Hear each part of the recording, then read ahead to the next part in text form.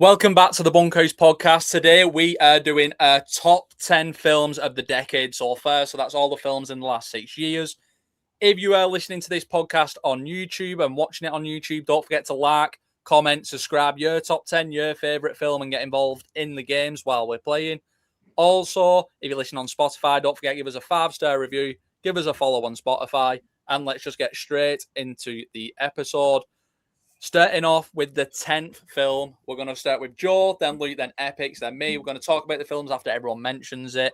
Halfway through, we're going to do a few games, and then towards the end, there's a few little surprises in there.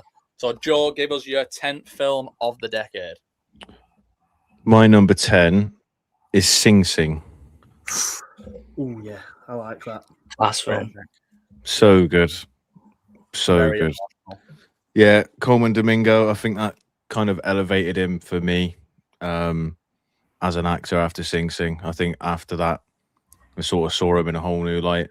Obviously, the film is about a drama group in prison, and pretty much all of the cast who play the inmates were former inmates themselves, and probably my favourite supporting performance of last year. I can't think of his name off the top of my head, but it was fucking incredible. Yeah. Went into it blind, and yeah, it was one of my favourite films of last year. I think I had it 2 on my 2025, maybe 3. Proper caught me off guard. Definitely in my top 10 from last year. Yeah, proper caught me off guard, and it so good. Yeah, proper super emotional. And like you said with Coleman Domingo, it was one of them where I knew of him, where that it was just oh shit, this guy is really good. And then now it's you're just excited to see him in anything, and you want him in everything, literally. I'd have him in everything. Yeah. Yeah, he's one of my favourite actors this decade. Yeah, he's great. What's your 10th, Luke? Train Dreams. Solid. Good choice. I was debating putting it higher, but yeah, Train Dreams, mate. Loved it. Wish it got more Oscar recognition. We're fantastic, mate. Yeah. I think definitely should have won for cinematography. Easily one of the most beautiful films to come out last year. Man, cinematography was such a stacked category last year as well. But I don't know. I think that just had that, je ne sais quoi. It just had that. I didn't know you spoke Spanish. Well, I thought I was speaking fucking, I don't know, well, be off. Epicz, your number 10? My number 10 is The Batman. Oh, good shout. I think it's probably my most rewatched movie of this decade, but I still think there's some, little issues with it that puts in that 10 spot. I just think Robert Pattinson as Batman is phenomenal. Yeah. Can't get enough of the whole detective side of it. I think one of the best sides of Batman is the detective side. 100%. And the way that Matt Reeves written that script is just... I can't wait for the second one when it comes out in 10 years. If it fucking comes out. I've seen the thing saying that they're not even doing the third one back to back, so we'll probably go wait another 10 years before the third one. Yeah, because he's gonna have James Bond before that. They've said it's going to get announced before end of the year as well, hopefully as well. So yes, it is it's the best Batman movie for sure. Yeah, without a doubt. Cinematography is great. Robert Pattinson's great. I really like that he shut a lot of mouths up. When that casting got announced, a lot of people still see Mr. Pattinson as Twilight, but he's moved way past that, man.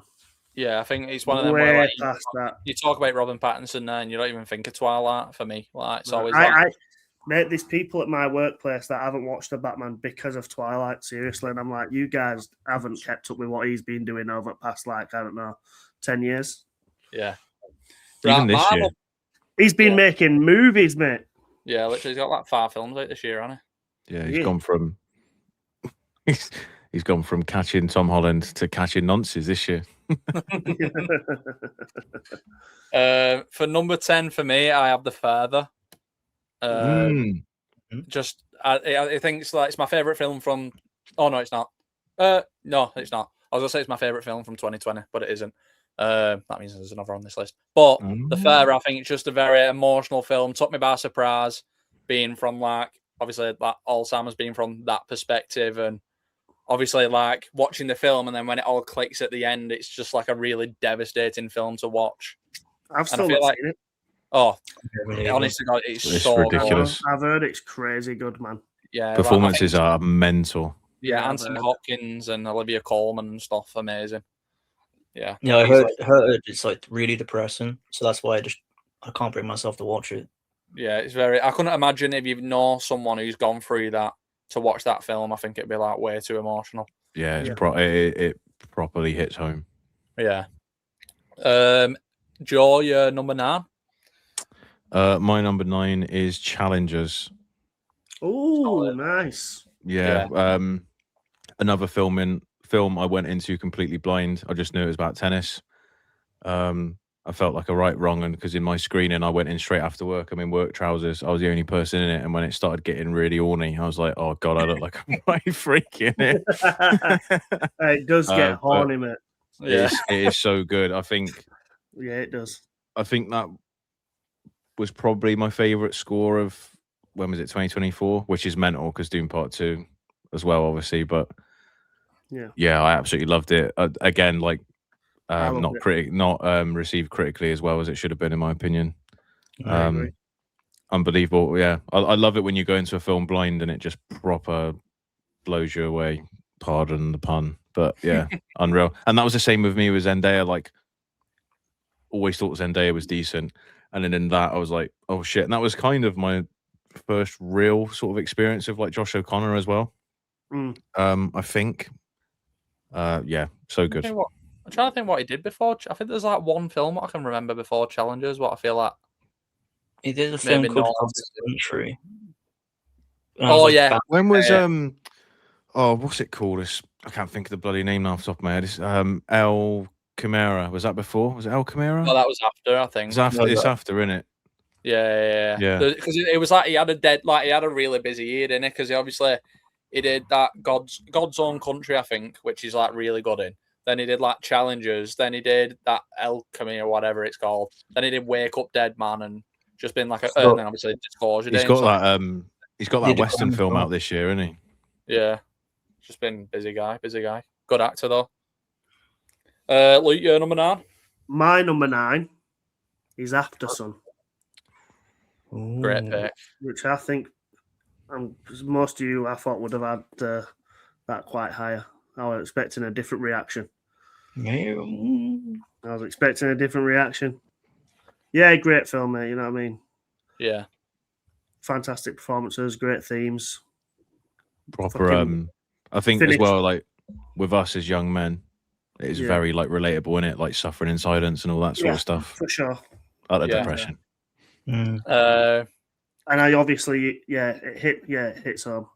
I think it's one of the. I watched it a couple of weeks back because I hadn't watched it since it came out. And I was watching, I was thinking, like, fucking hell, like Charlotte Wells, like directorial debut, like what a film. And I was like, what's she doing next? Then I Googled it, and then she's doing that biopic on Blondie, isn't she? And One of the best, Florence Pugh. And I was like, oh my God, like, that's going to be fucking amazing. one of the best directorial debuts of all time, I reckon. Yeah, it's up there. It's up there, man. Yeah. It's just a great film. Makes you feel like shit, but it's good. I think it's one of them where it made people. I know Paul Mescal had a Normal People. I feel like with After Sun, it was a bit more, got his name out there a bit more, like not just British, just because I feel like more Americans and stuff started seeing After Sun. Yeah, he got the Oscar nomination as well, so definitely. You got Gladiator 2 after it, didn't he? Yeah, he again really, really busy until obviously now he's doing the Beatles, so he's busy for the next 2 or 3 years. That's it. Epicz, what's your number 9? My number 9 is Hundreds of Beavers. I think with my notes, it's the only comedy I have on my list. I think it's hilarious. I think the practical effects with the low budget just make me laugh every time because it's so ingenious and creative with what they do. It's a fun time, and every time I watched it, I had a blast. So it's my 9th pick.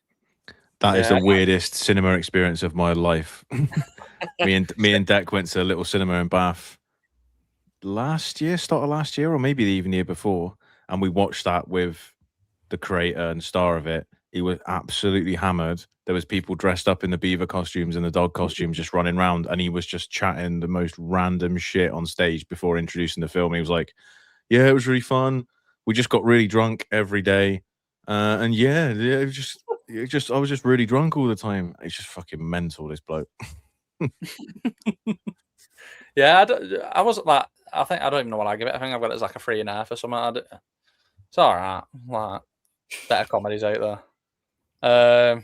Number 9 for me. I think I don't know if people are gonna be surprised at this, but I've got Dune 1. Obviously, it's Dune. It's amazing. Like, obviously, it's been like a really good decade.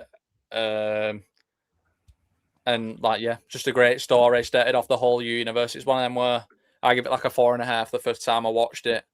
And then the more I watched it, and then with Dune 2 coming out, I think Dune 2 makes Dune 1 a little bit better, being like both parts of the film. But yeah, number 9 for me. Yeah, solid. Good pick. 8, Joe? At 8, I have One Battle After Another. Very, very good. Might be PTA's best. Yeah. Definitely top 3. Yeah, loved it in VistaVision. Seeing it in VistaVision for the first time, fucking crazy. Performances are mental. Again, like for Tiana Taylor, sort of like put her on the map a bit more. Chase Infinity is incredible. DiCaprio was hilarious. Yeah, seeing Leo in that sort of like in a serious but comedic role at the same time.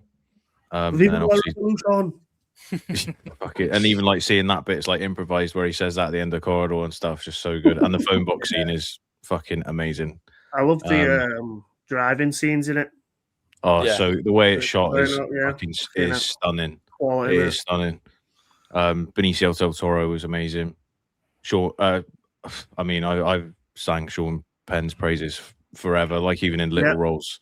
But he is ridiculous in that film. And I love that he didn't. I love that he didn't show up to the Oscars. I think it's funny as fuck. I love that he's meant to sing as well. When I can't think which awards it was. I literally found it when I was going through Golden Globes, and he's just like that's expecting a sing at the table. Just like, Golden Globe just leans over and just sparks a fucking Richmond Blue on the table. What a legend. Lee, what's your number 8? My number 8 is The Batman. Ooh. Yeah, we've already spoke about it, but yeah. Best Batman movie. Love the detective side of it. I think the opening monologue is fucking class, mate. Yeah. To that like beginning fight scene, because no one really knew what you were expecting with Pattinson coming as Batman, and then that fight scene, man, where it's in just you hear the train go, and then you can hear the punches. Fucking, we knew we were in for a good time, man. Yeah, it was just like October 31st. It's just like yeah. Oh god. That's it. Epicz, what's yours? Mine is Across the Spider-Verse. Good shout. I think good shout. It's a great sequel, especially after how good Into the Spider-Verse was. I don't think they could even match it or like be on better, maybe. I think the story is crazy. I think Miles Morales, I think everyone loves him as Spider-Man now. So it's like warmed him up more than Peter. Well, not as more than Peter Parker, but like having 2 different characters as Spider-Man, it's just like insane. And it's a Spider-Man movie as well, so it's just we all know it's gonna be fucking great. Spot's great. Spot's a great villain. Soundtrack's so good as well. We all did a Spider-Man rewatch. Like that was one of them.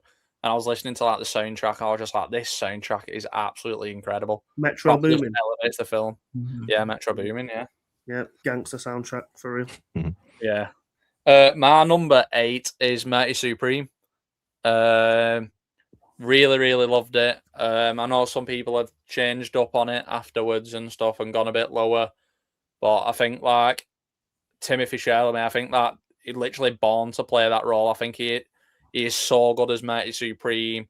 I think the directing is there, just like the whole feeling of New York and being on the run. I think like the action's fantastic, soundtrack's fantastic, and just like every performance is amazing in it, and just a really memorable film for me, and just a great experience.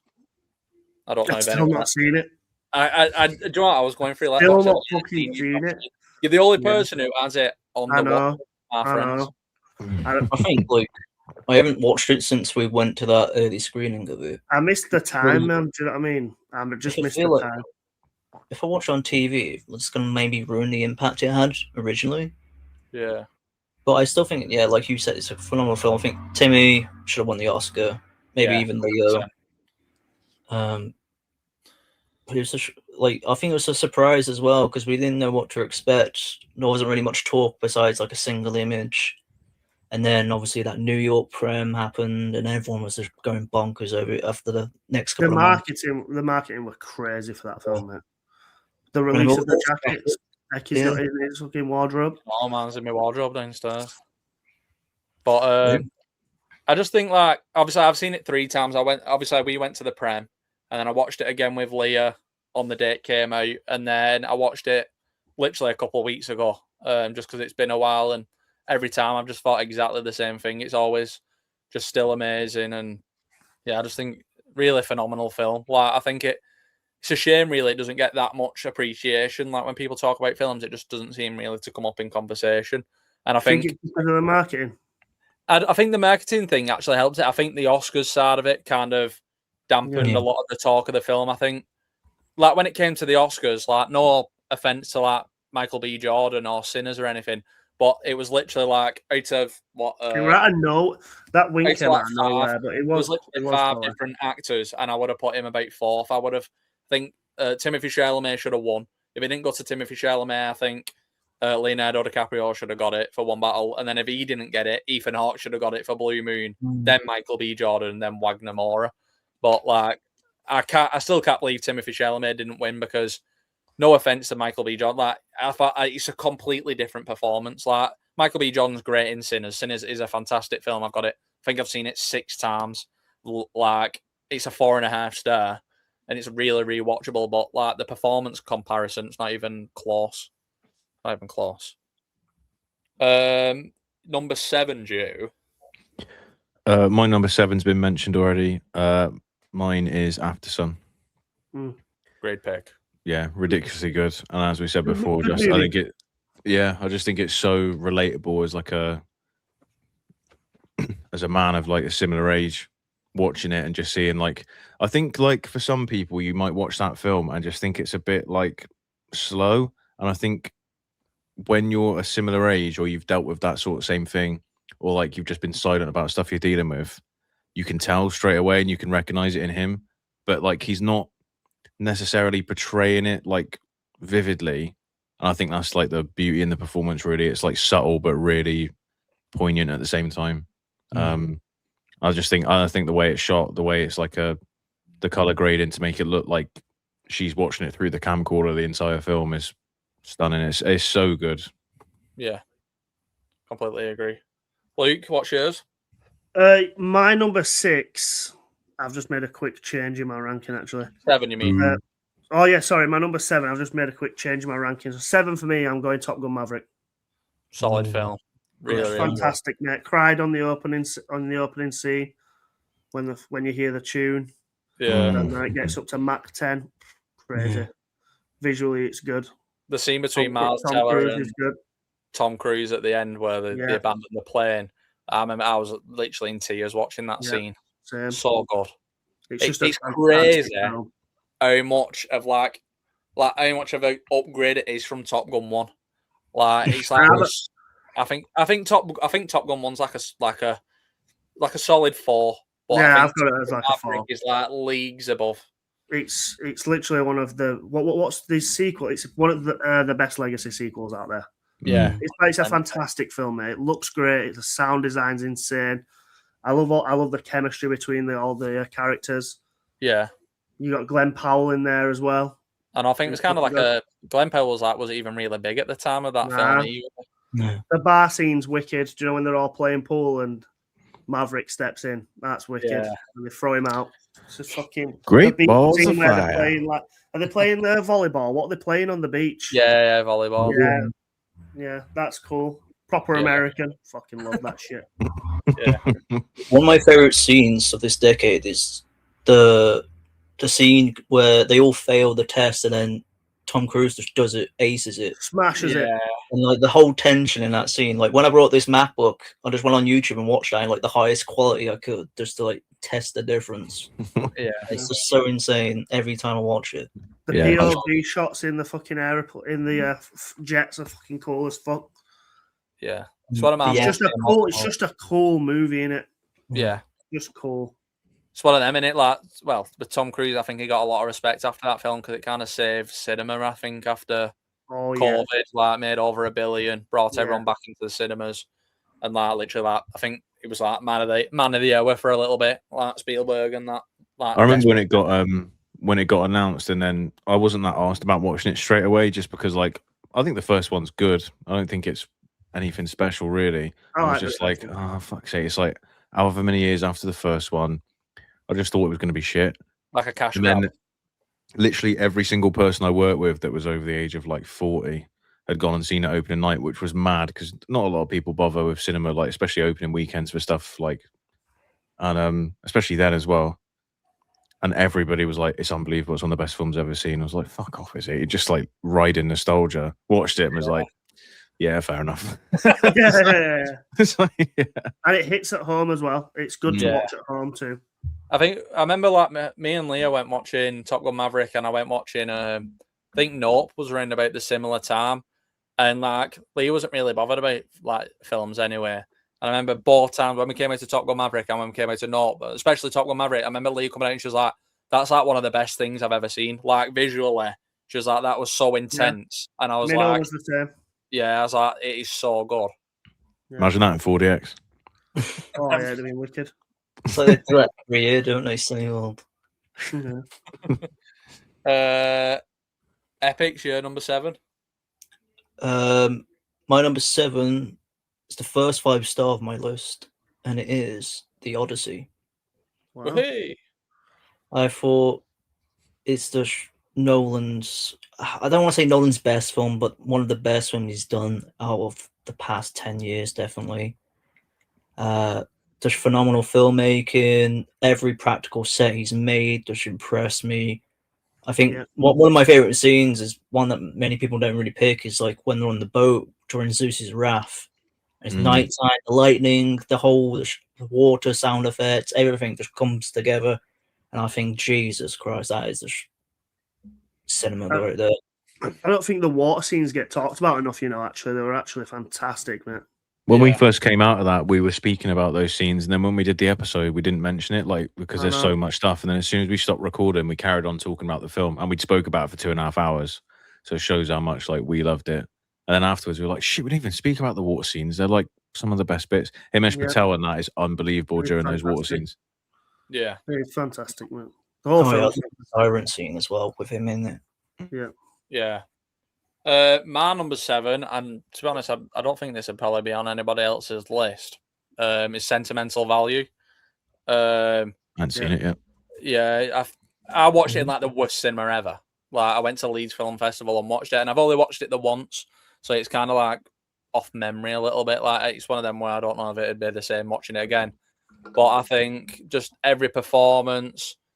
Just like the emotional side of the story, there's a lot of like mental health issues, a lot of like family relationships going on in the film, and like even though it wasn't the family stuff didn't really connect to me, it was more like kind of like Leah, like it was more like sisters and stuff like that. Wait, what? It was kind of like I felt like emotionally more connected to the film because of like how Leah is with her sisters, and I think it's just a brilliant film. And I think it's one of them where it doesn't get talked about a lot. Obviously, it got Oscar like recognition, and it's a very highly rated film. But I think in the terms of conversation, it's not really spoken about as much as others. But yeah, I think it's a really amazing film. I remember watching it during the London Film Fest, like the day after we came back from Paris, I believe. The ending with the Canuck chase playing over the top, I was just like, oh my god, this is so good. Yeah, and it was just like the perfect autumn vibes, which I think matched the film greatly as well. So like the whole train journey home, I was just thinking about the whole film, and it's just I don't think I've had an experience in the cinema like that with like a drama and like mental health, and how both Stellan Skarsgård and Renette Reinsveld's characters have both lost their mothers, and how they connect through that. I don't think we're ever going to get like a film that deals with like such a. Because what I appreciated about the film as well is like English language at parts, and it dives into like Hollywood dynamics and Netflix. Yeah. And then it also dives into like obviously mental health. And I think we're not going to get a film that does that and has a character so outspoken about certain aspects in the industry as well. You got like Elle Fanning in it as well, and like obviously she's like the more British side of it, and obviously he wants his daughter for acting. What? What? He said about they both lost their mothers. I was just thinking, fucking spoiler alert! I ain't seen that shit yet.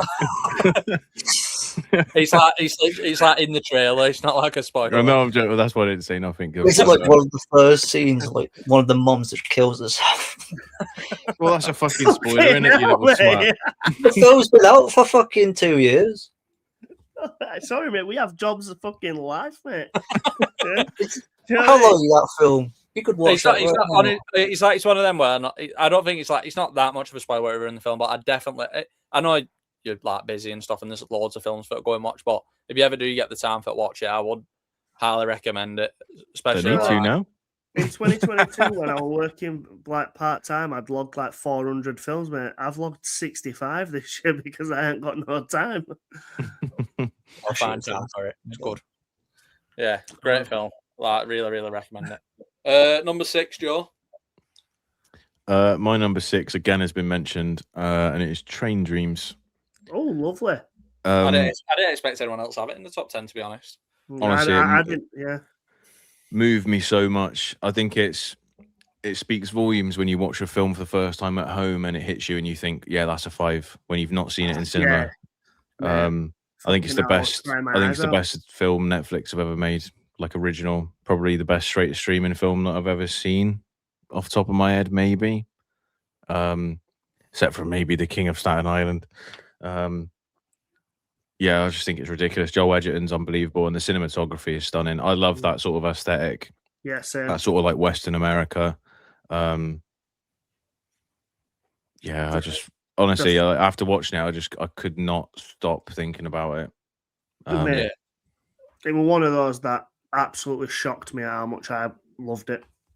So I was kind of lucky because obviously Netflix do like a limited release. So I actually got to see it in cinema, and it makes so much like it's one of them where it's annoying. Like I think like obviously like I'm a fat like I like streaming services to an extent, but I don't believe in straight to streaming. I think like with films like that, they really deserve like to be on the big screen. I think doing like a 2-week limited release at barely any cinemas for a film like that, it's a shame. It's a fucking joke, mate.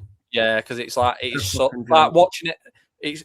Obviously it looks amazing on your telly, but like on the big screen, like it's so dependent on cinematography and being like the emotional gravity of it. It's definitely a big screen film.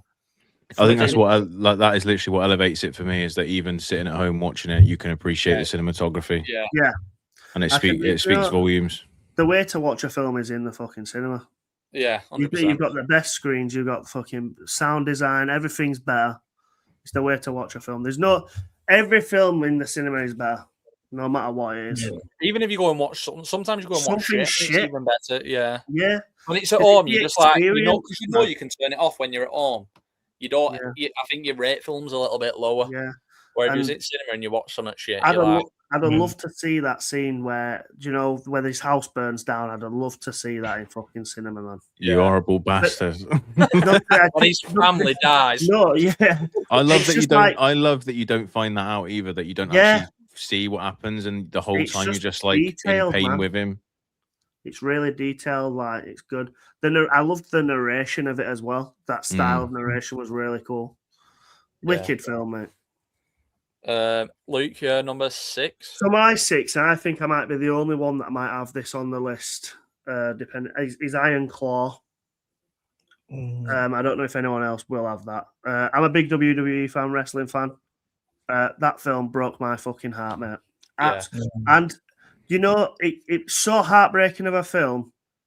If you read about the story, it's even fucking worse, mate. Yeah, I know. It's mad that they had to tone it down because they didn't think people would believe it. It's that bad. It's that bad, mate. And the acting's brilliant. That scene at the end where Zac Efron and his kids say, I'll be your friend. Fuck off, man. Yeah. I don't know if I'll ever watch it again because it genuinely I cried, and it wasn't even like, we've all cried at films that were like proper crying, like mate, I actually snot coming out at nose. I was fucking destroyed, mate. I was destroyed. I remember sending a picture of my face to Minnow, and she was like, "What's happened to you?" Like she thought someone had died or something. They fucking did, 4 of them. Well, yeah, she thought like it was something well serious, man. I was like, I've watched the Iron Claw, mate. You're crying over wrestling again, for I cried today over wrestling as well. I sent Joe a selfie of my face. Did I send it you, Eccy? No. I sent Joe a selfie of my face because obviously I'm a big wrestling fan. Everyone fucking knows it. John Cena's retirement is like a core memory that will stick with me for the rest of my life, right? And I watched WWE Unreal today, and it's like they show the behind the scenes, and it shows how they get to the the storylines. It ripped open that bandage, mate. It's still bleeding. Yeah, I went watching Iron Claw at I think it was like an early screening at Audi. We can watch it a bit early. And Leah was at work, so I went on my own. And I remember I was sat next to this other this bloke, a bit bigger than me, and I remember I was fucking sobbing. And then I remember at the end of it, I was like, fucking hell, it's embarrassing. I turned and he looked like he'd been fucking crying more than me. Yeah. And then literally 2 or 3 days later, I was like, Leah, you need to see it. Went with Leah, and again, I was crying before scenes were even happening because I just knew what was coming. But I know what you mean about that. I took Minnow to watch Gladiator for the first time. First time she got to witness Gladiator was on the big screen, which is mental, lucky as fuck. And I wore a hat and a hoodie on purpose. And she knew it was going to be a sad film because I don't like letting people see me cry. And I vividly remember as it gets towards the end, where he sees his family, I kind of just shifted in my chair so she couldn't see me and just fucking. Do you know what I mean? So I could just cry before it happened, man. But yeah, heartbreaking, devastating film. I think it hits wrestling fans maybe more than what it would hit a normal fan. But even. Hey, mate, if you don't cry at that, man, I fucking question your soul, man. Yeah, 100%. Epicz, what's your number 6? It's another 2026 release, The Invite. Solid film. I forgot. Yeah, to see it. It's hilarious. You said Thing is the only. Yeah, I know. Yeah. Don't listen to this guy. He talks shit. I was thinking, I was like, oh, he's not got the invite on here then. Oh, I forgot about it. To be honest, I was looking at it, I was like, oh. Have you said one battle after another yet? No. You probably will do, and that's fucking gonna be funnier than. Yeah, but that's more of a action, more than a comedy. Bollocks. Talk shit, this guy. He's fucking clip farming. 100 beavers, you ain't even seen one.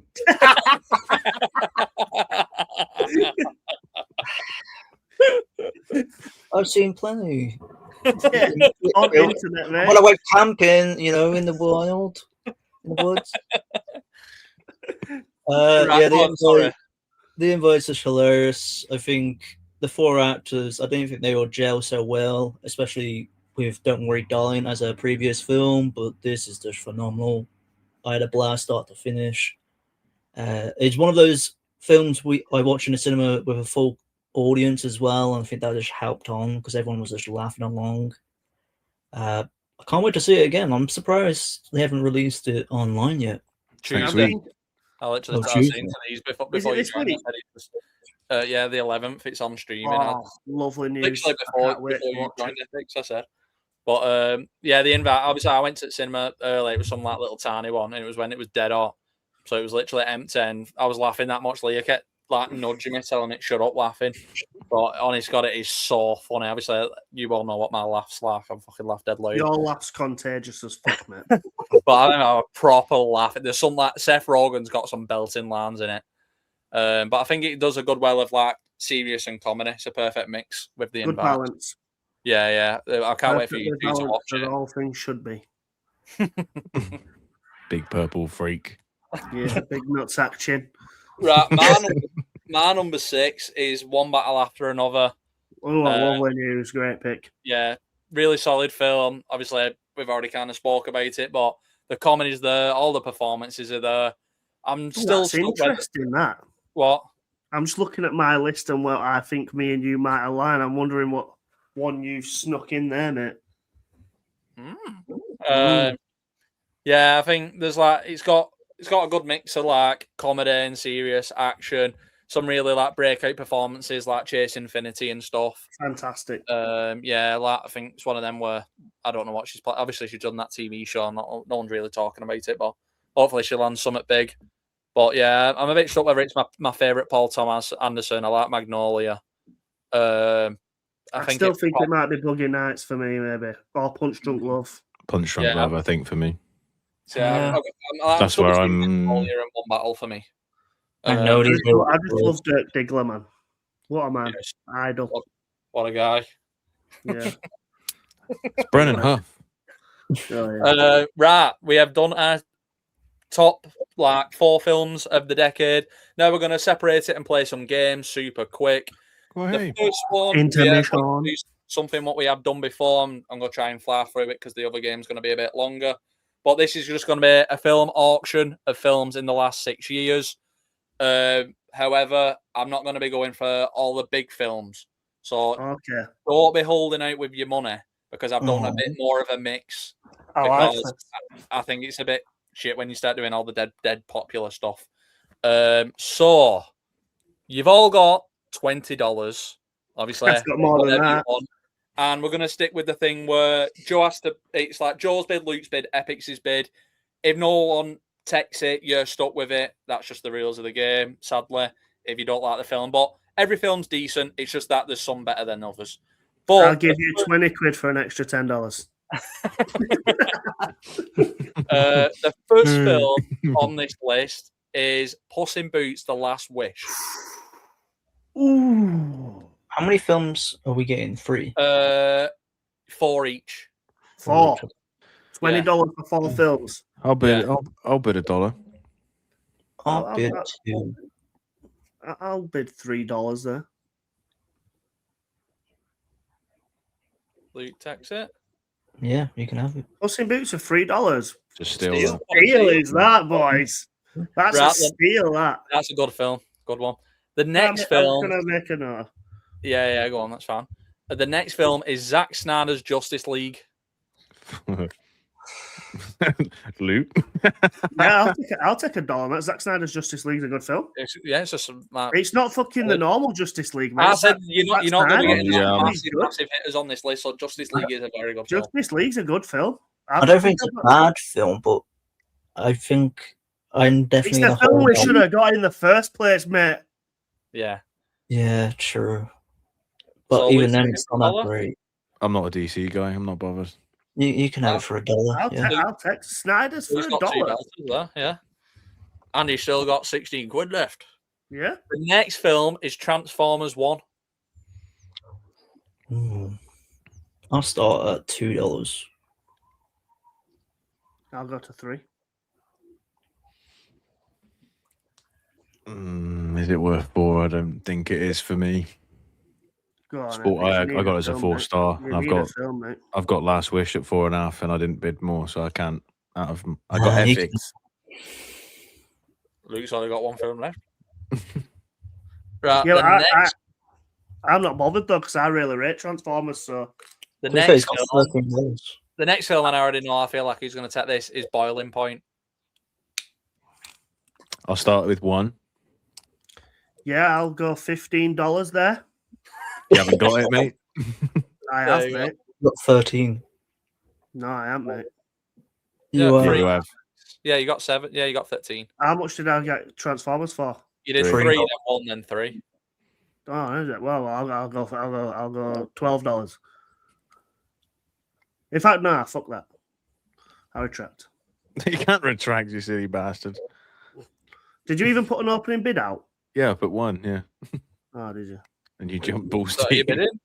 I've not seen the film. So do you want to take it for 13? No. We bid it. No, I ain't, mate. I said 15 actually, and I've gone bust. And then you said 12. No, I ain't got it, mate. So Joe's taking it for $1? Yeah, it makes sense. Yeah. You can have it for $1. Okay. I need to think smartly. As much as I love Boiling Point, there's going to be a big hitter here that I want to go for. The next film is Toy Story 5. Oh, for fuck's sake! I should have gone Boiling Point. $1. There's loads of films left yet. 2. You can have. Cool. What? Joe having it for 2? Yeah. It's a Okay. steal. It's a steal, to be fair. Toy Story It's a 5. steal. Toy Story 5 is alright, but it's just like it's not that Right, much. the next film, Spider-Man: Brand New Day. I'm gonna start at $2. 3, 4, 5. Yeah. 6. Go on, Joe. It's good. 7. You can have it for 7. Still. I think you've got a good list now. What have you got so far? Boiling Point, Toy Story 5, and Brand New Day. It's a nice list. That Boiling Point's so Epicz, good. have you bro. got any films? No, I haven't. With $10 left. I've just been writing all the numbers. He's riding along. He's waiting for big hitters So to come out. Epicz has to do the starting bid on this one, doesn't it? Yeah. The next film's Rebel Ridge. No Yeah, way. that's Hang on. I thought Epicz started on last one. No? No. You didn't. No, he didn't. Oh, did Wait. you not say Spider-Man? Oh no, I did start on Brand New He Day. started on I did. Spider-Man. Oh, right, so it's Joe. Rebel Ridge. Yeah, Joe starting Ribble Ridge. 1. You can have it for 1. So Joe's got no. You're fucking boring. You're just going to take the last 4, you Yeah, boring you got freak. to I don't want Rebel Ridge. I don't like that film. Right, Luke. So I don't want to say Luke. Right, the next film's Warfare. Which Luke one? starting, isn't it? Yeah, Luke has put $1 down. No, $1. I put it 2. Yeah, you can have it, mate. Okay. So Right, you got to be glad because the next film's The Iron Claw. Ooh, how much money? I'll start Could at be 1. he could be a shit out now. I'll How much start have you got, Luke? Have you got 12? Yeah, I got 12. I'll put 12. Yeah, I'll say 13. You can have it then. Right, He's lost okay. a lot of money. He's lost a lot of money there. Yeah, so how much have you got It means left that now? it means that you got the $5. ultimate. $5. Yeah, it means that Luke's got the pick of the bunch. If he wants something, Yeah. he's got it. Yeah, yeah. $5 left. 2 Right. films. The next film's X. $1. You can have that for $1. Wait, no, it's. Oh, did you want to put a bid down? You didn't have to start. Oh, who was starting? I thought it was Epicz, Luke's you one. said last, didn't it? No, I Yeah, you started Ironclaw. Oh, did you? All right. Yeah, so Oh yeah, you did. Right, Yeah, so the okay. last 2 films which are going to Epicz is I Swear and Cunt. A Complete Unknown. Yeah, not bad films. I'll So take if them. everyone can redo the list of what they've got. if you can Fucking remember. should have just took fucking Iron Claw, shouldn't I? I couldn't have done it. He didn't let me. Yeah. Go on. I've got Boiling Point, Toy Story 5, Brand New Day, and Rebel Ridge. Solid. Oh, Puss in Boots, Zack Snyder's Justice League, Transformers, and X. I have Warfare, Iron Claw, I Swear, and A Complete what was the Unknown. last one? Complete Unknown. Epicz wins, I think. You know what? Yeah. X is all right, you know. Yeah, X is a good. I think it's the one at best. What did you last, think Epicz wins there? Yeah. Yeah, I don't it's think so. I don't think got 3 necessarily. 5 stars Iron Claw on and that. I Swear. Yeah, true. He I got ain't got Warfare fucking at Transformers, though. I've got Warfare at a 4.5. He ain't I got think. Transformers, mate. Iron Claw and Oh, shit, did I you... Swear. Oh, I'm a 4 fucking idiot, mate. stars.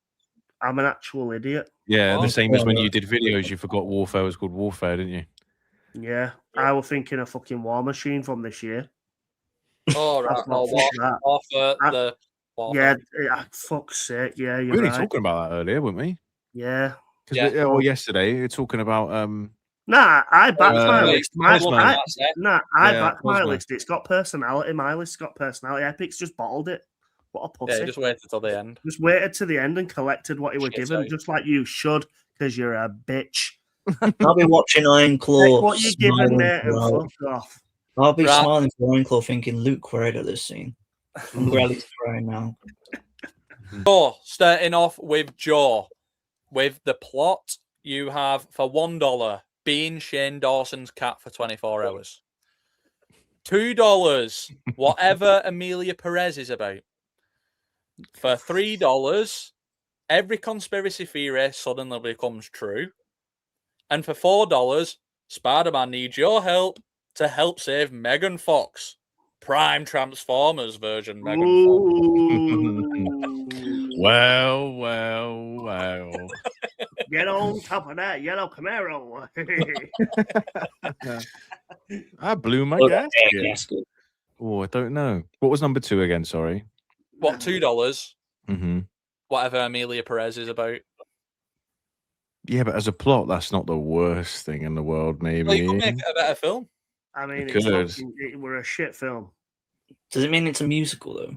And 3 is every conspiracy theory. That one's quite good, that. Yeah. I think I'll go for $3 every conspiracy. It's very Spielberg-esque, isn't it? Yes. Direct- Director, we have, for $1, Rich Lee. And if you don't know who that is, he did War of the Worlds 2025. $2, Sean Levy. $3, Michael Bay. And for $4, Christopher Nolan. Fucking hell. Oh, I do like a Michael Bay conspiracy theory. I like my Where is the all spark? That will leave you with $4 as well. Yeah, It's just a whole scene of John Turturro where he's like, "Oh, Area 51." Oh, just think of the explosions as well. Fucking hell. And the Drone shots. Yeah, boy. What is your Yeah, I think I'll have to go with Michael Bay.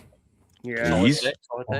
No. Lead actor for $1, just your local smackhead.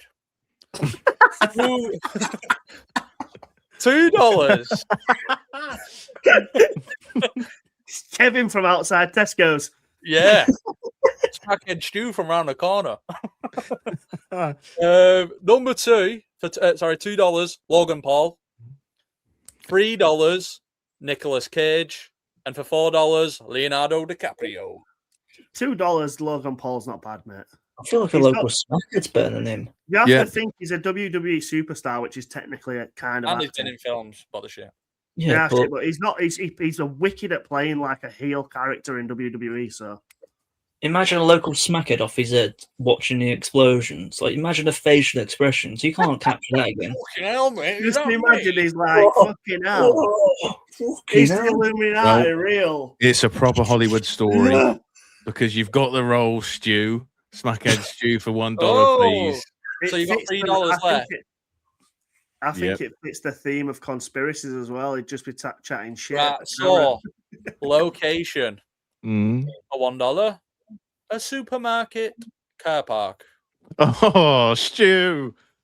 Right. Filming at home. Location number 2 for $2, Jeffrey Epstein's Island. Little St. James, mate. Little St. James away. That's a conspiracy theory, isn't it? $3. Yeah, I think you have to create the best film as well. $3, Hogwarts, and $4, which you can't take, is Tokyo. I think I think I've been done over because I saved 3 hoping it'd be good, but Hogwarts doing that shit. If you've got some balls about you, you're going fucking like Epstein's Island here, mate. A local smackhead at Hogwarts, I don't think he's allowed in.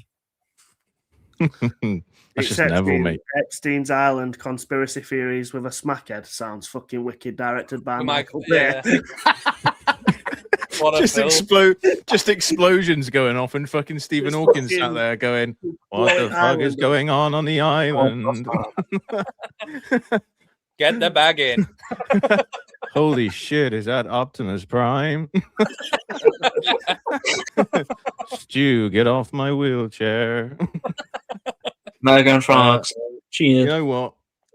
We're going Little St. James away for $2. Yeah, that's a solid film. And you've got $1 left over. Would be crazy with the amount of diddies and shit that have been there, man. Yeah. Crazy, bro. Right. I'll take the change. Yeah. $1. Right, Luke. Your plot for $1, a multimedia screening of Mousetrap. Fucking hell. No, for $2, On the Piss with Devo. For $3, Wake Up as Donald Trump. And for $4, a detective has 48 hours to stop a serial killer. Yeah, that's an easy pick for me. That's $2 right there. That's $2 right there, bro. Yeah, it's Devo, right? Drink a can of Castrol and I'll kick my girlfriend's head in. Fucking park, mate. I'm gonna be fuming. Do you think he's dead? So, director, you've got for $1. $1? $1. Dennis Dugan, who did like Jack and Jill and Grown Ups 2.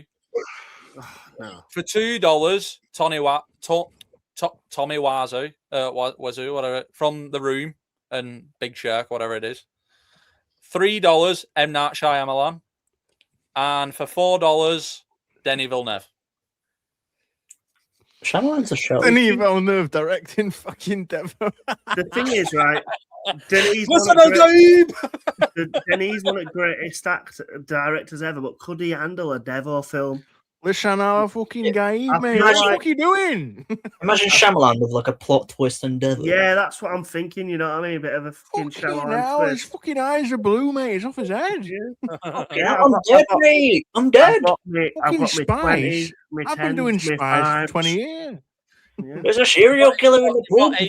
$8 left with three sections. So, Yeah, good choice. what are you picking? know. M. Night? I'm gonna go M Night. Yeah, I feel like it fits more of the fucking plot rather than just Yeah. going for better director. You You know can what I leave mean? with $5 as well. What do you mean this $5? is a fucking trap, mate? What the Right. fuck do you mean? This is a film, mate. I thought I'm going to a shop, mate. Right, lead actor, Is he dead? $1, James Corden. No. $2, Luke Hmm. Bennett. $3, Dwayne The Rock Johnson. And for $4, Cillian Murphy. You see, we're trying to create the right film here. How much I you feel got like left? Luke Bennett just fits, doesn't it? Really, With Devil. it fits with Devil. You can't have Dwayne Johnson fucking walking around and just fuck going. Is he dead? Devo, what are you doing with M. Night Shyamalan? You need to stop doing that. Get out. Yeah.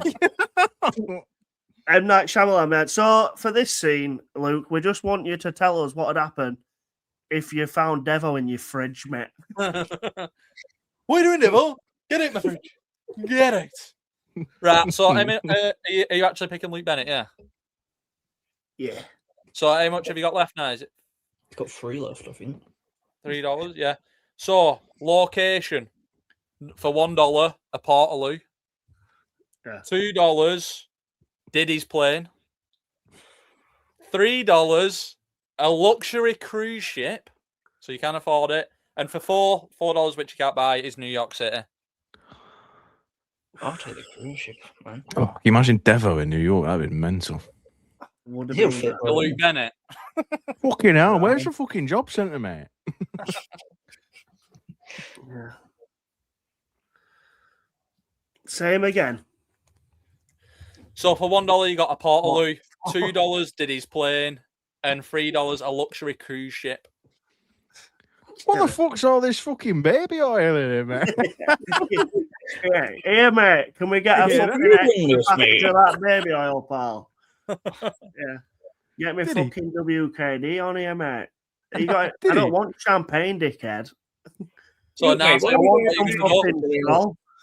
Did he? What are you doing with the Ciroc? You got to stop doing that. Get out.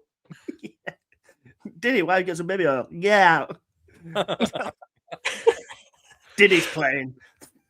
Oh, man. What are you picking Yeah. then? Diddy's plane. Diddy's playing, mate. And that leaves you with Yeah. the $1 as well. Yeah, I'll fucking throw it Diddy in. Cool. We've got a good trilogy on the works here. Fucking Yeah. So now we are on to Epic's one. And for the plot, for $1, we have being 1057th in Bonnie Blue's queue. For $2, we have 2 influencers fake their own kidnappings for views. $3, the internet disappears overnight.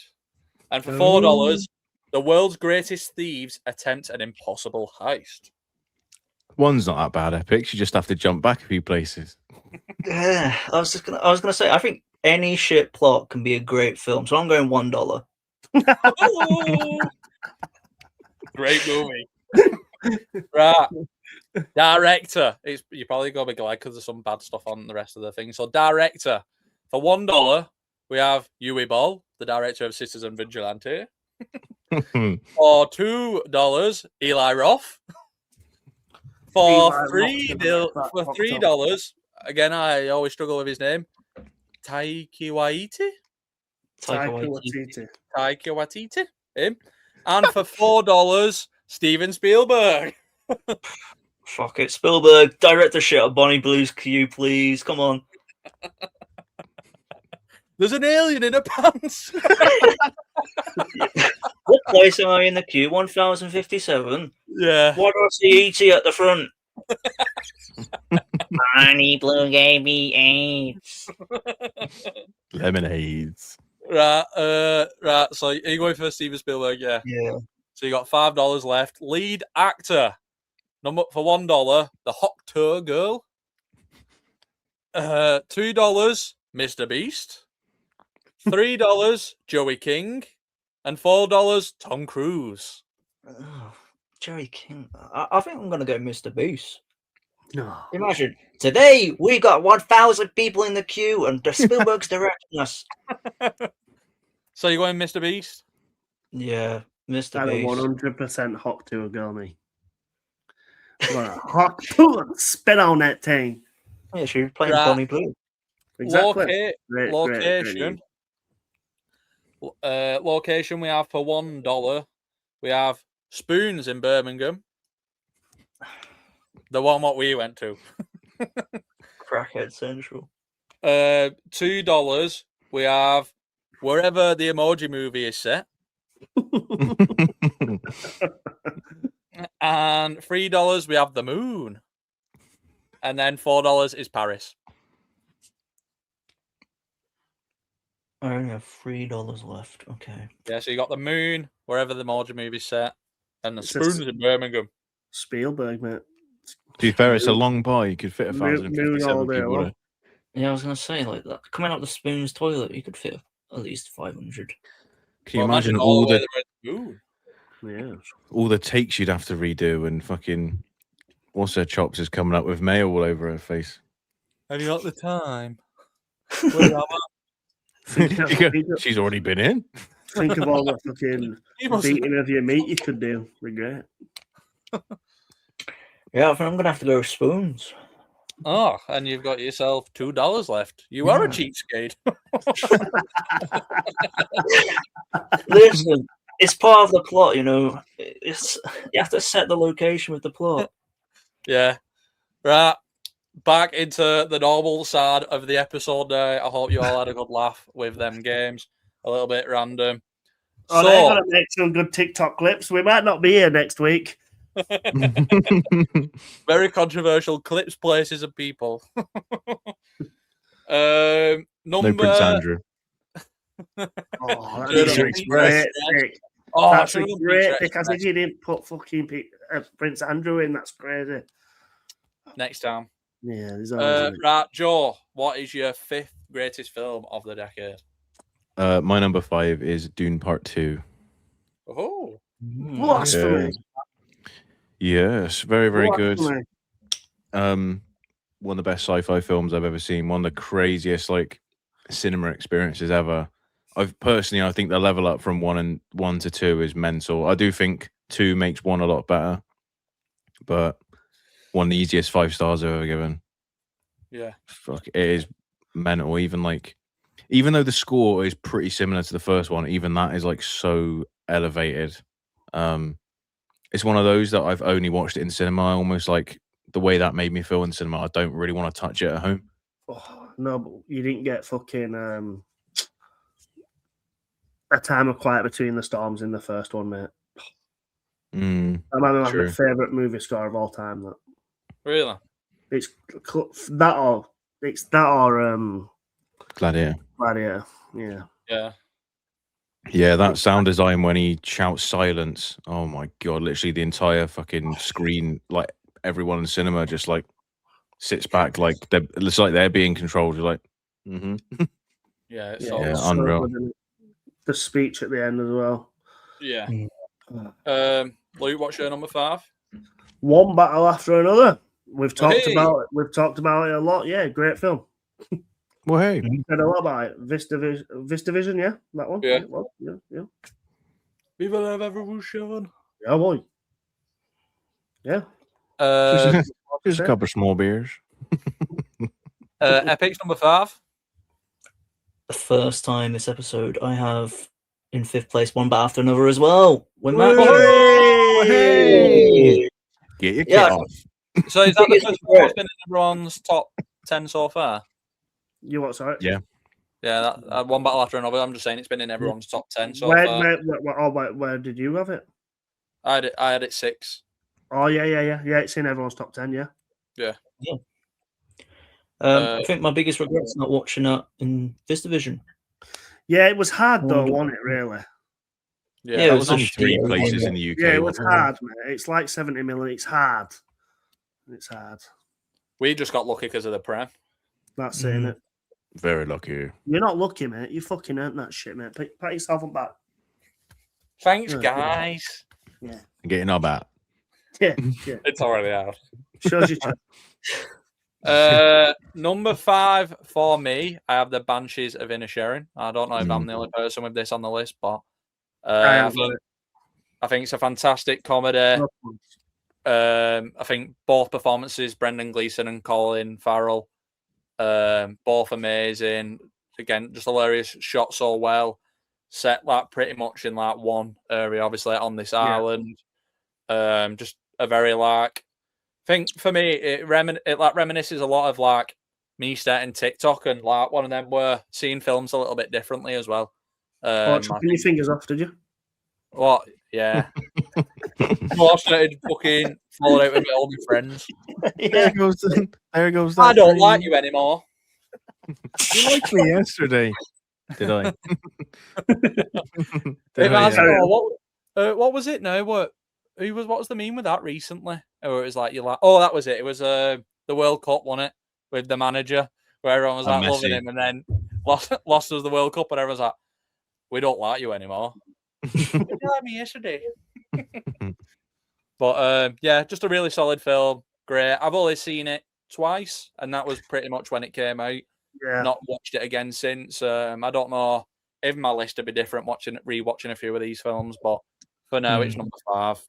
I'd really like to rewatch it before I did this list, to be honest, because it was very, very close to being in mine. It was between that, Train Dreams, and After Sun. So yeah, it literally just missed out. Yeah. Number 4, Joe. Sorry. My number 4 is Oppenheimer. It's unbelievable. Like again, when we talk about cinematic experiences, sound design in that, performances. It's I just think it's faultless, really. It's just unreal. I rewatched it in cinema last year, during Nolan's season at cinema. Fucking hell, like the way it hits is just ridiculous. Absolutely ridiculous. It's hard to even comprehend, and like so happy for Cillian Murphy that he got like recognition on a global stage. I think he's obviously been appreciated for a long time in the UK and Ireland, but to see him get his flowers and like similar to, I can't remember who we were talking about when David Johnson got announced as Black Panther. Fucking come on. And he's like really humble when he goes out for his announcement. When Cillian Murphy is like obviously just swept award season every single award ceremony. He's almost like he looks like he's almost not embarrassed, but like he doesn't deserve to be there when he was to be there. Yeah, unbelievable. Yeah. Luke, your number 4. My 4th is also Oppenheimer. Oh hey, the Trinity test scene, mate. Oh, Let's cast our minds back to that. I've experienced some things in the cinema quite a bit, some mad shit too, but some crazy stuff. But I love sitting next to you. The silence was insane. I seen sex in the cinema once. How mad was that? How mad is that? What film? I was watching Battle Los Angeles, mate. It's a 12. Full on intercourse. I swear to God, right? Me and my mate went. I think it was. I can't remember how old I was. Must have been. Came out 2011. Yeah, I must have been like 13 or something, maybe a bit older. Yeah, 13, 14. You 15 you would have been. 15. Yeah, it was my 15th birthday. We went to Huddersfield to watch fucking Battle Los Angeles, and middle of the film, I took a look to my right, and there was just this girl just fucking bouncing away, man. I was like, what the fuck? Fucking mental, mate. 2 shows for the price of 1. Wicked birthday. Would you like to be cast in this film? Would you like to be cast in this film, right? I can't believe Devo's in it. I could not believe it. I didn't know which to watch. Do you know what I mean? 15-year-old me were going crazy. Like, I'd be watching that because that film's shit. I was just going to say the same thing. Yeah. But yeah, Trinity test scene, man. Joe, the silence and tension throughout the film in that moment was one of the best things I've experienced in cinema for sure. It was insane. Robert Downey Jr. is great. Cillian Murphy, like you just said. The cinematography, the practical side of the explosion too is incredible. It's just as well, where it's like it's an achievement. His supporting cast, like having someone like Josh Peck in a film like that, and you see a cast sheet and go, "What the fuck?" And he's brilliant in it. Yeah, it's just unreal what Nolan can do. You got Roderick in it as well. That's why he's one of the goats, man. That's why he's one of the goats. I think one of the best casting films we've had as a cast, as a whole. Epicz, your number 4? My number 4 is After Sun. We've already talked about it, and pretty much I agree with every point. I think one of the best final shots of the film with him turning around, walking out the door. Yeah. I think, what's the David Bowie song they play? Oh, Modern Love? No? Can't think, no. I know what scene you're on about. I just can't think of But that scene was haunting and shit. Yeah, it's a great film. Yeah, it's sad as fuck. So, my number 4, we have The Batman. I know this has been on some of your lists. But yeah, I think it's just a fantastic superhero film, fantastic Batman film. Again, it's one of them where Robert Pattinson, I think it changed most people's minds. Obviously, people who like a bit more into film, obviously had like Good Time and The Lighthouse and stuff, what kind of changed their opinion. But I think the Batman made him like worldwide a bit more recognised, and I think just the overall plot and cinematography and stuff, and I think it's just a really phenomenal film. That's why it's number 4 for me. Joe, your number 3. My number 3 is The Batman. Oh, there you go. I am quite notoriously a bit of a DC hater. I'm not a massive fan of the characters in general, cartoon-wise or comic-wise. I think they're all just really OP. And I love that the Batman's more grounded, and he's not like the perfect detective to start with. He's not perfect in combat. The way it's shot is stunning. That scene when he's walking through like Gotham when it's wrecked. Oh yeah, through the water when it's it's unbelievable. Really like Andy Serkis in it. That caught me off guard when that was first announced. I was like, I don't know about that. Like, because even like when he's like a sort of someone's sidekick, like in The Prestige or whatever, I think he's the weakest part of The Prestige, but he's really good as Alfred. Yeah, proper caught me off guard. Not I think quite the only other DC film that I love is The Dark Knight, and again, like this blew it out of the water for me. Yeah. Really, again, like what we said before about him when he was cast, it was like, I don't know, it's a bit of a rogue one, and then you watch it. I think the suit's the coolest suit we've seen. Oh, it's so cool, bro. Yeah, it's the best Riddler is fucking sick because he's like Paul Dano. Genuine. Yeah, it's like spine chilling as a villain just because how calculated he is. Colin as the Penguin. Yeah, ridiculous. Unreal. Choices are unbelievable. Yeah, it's unreal, mate. Zoe Kravitz as well. Yeah, it's good. We talk about the casting; it's like really good. But then, like, remember when Jonah Hill was going to be the Penguin? Like, I feel like him being the Penguin would have ruined it. Yeah, I don't really like Jonah Hill, mate. So, Bruce, do you know what fucking foods are shaped like dicks? The best kinds. The Batman's name's Muhammad. What's commonly his name on Earth? Read a fucking book for once. I like Jonah Hill in Superbad and a few other projects, but it'd have been shit when he was Penguin. It's just Danny DeVito. It'd have been awful, that, bro. Yeah. Definitely the best choice picking Colin Farrell. He's unreal, is it? And it's so I really like the fact that he's not recognizable. Yeah. It's like you can tell if you know, but it's one of them where Yeah, the whole it's pure makeup acting, side mate. is amazing. Yeah, it's just pure acting in it. I remember when the Underrated first actor. trailer I came- think underrated actor. I think actually, you know. I remember when the It's like- first trailer came out and they took a picture of like Colin Farrell in it, and I was like, that ain't Colin Farrell. That's just some random big, bulky American guy. And then like obviously the more trailers came out and his voice started coming out, and I was like, oh shit, that is like such a great transformation. I know it's mad, really, because I've got like Colin Farrell. You said in there about him underrated, which kind of is. I've literally got 2 of his films on here. Yeah, he is underrated. He really is. Luke, you're next, aren't you? Number 4. 3. I've got 3. Shit, yeah, 3. Sorry. 3. I've got The Odyssey. Woohoo! Oh yeah, boy! Top 3 film of the decade. That'll get.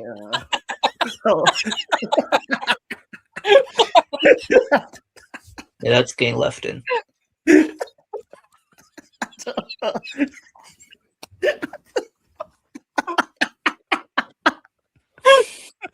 What the fuck is I don't know what possessed me to do that. It's so random.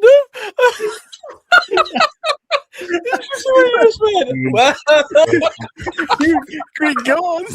That's ADHD at its best right there, man. Oh, Yeah.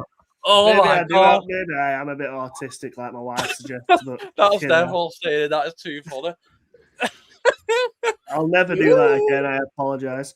The Odyssey. At least it man. won't live on the internet forever. Don't matter, does it?